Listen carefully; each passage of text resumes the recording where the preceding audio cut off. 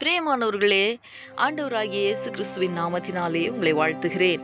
இந்த நாளிலும் நம்முடைய தியானத்திற்காக சங்கீதங்களின் புஸ்தகம் 18ஆம் சங்கீதம் 22வது வசனத்தின் முதல் பகுதியை நான் வாசிக்கிறேன்.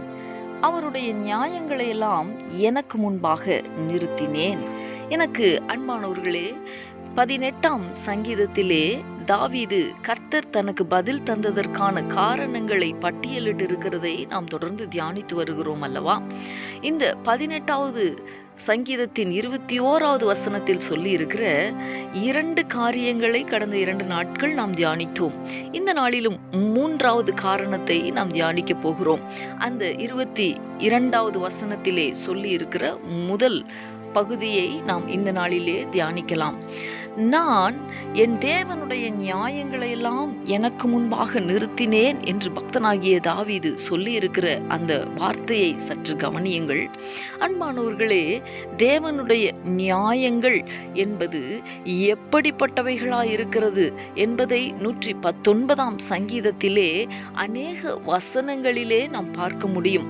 119:7 உம்முடைய நீதி நியாயங்களை நான் கற்றுக்கொள்ளும் போது செம்மையான இருதயத்தால் உம்மை துதிப்பேன் என்றும், அதனுடைய 20வது வசனத்திலே உம்முடைய நியாயங்கள் மேல் எக்காலமும் வாஞ்சையை வைத்திருக்கிறேன் என்பதையும், இன்னும் பல வசனங்களில் தேவனுடைய நியாயங்களை பற்றி விவரித்திருக்கிறார்.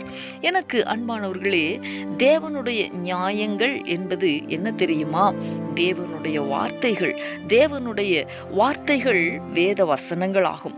இந்த தேவனுடைய வார்த்தைகளாகிய வேத வசனங்கள், கட்டளைகள், கற்பனைகள், இந்த வேத வசனங்களை நமக்கு முன்பதாக நிறுத்தி அவைகளின்படி வாழ்வதே தேவனுடைய நியாயங்களை நமக்கு முன்பாக நிறுத்தி வாழ்கிற ஒரு வாழ்க்கை.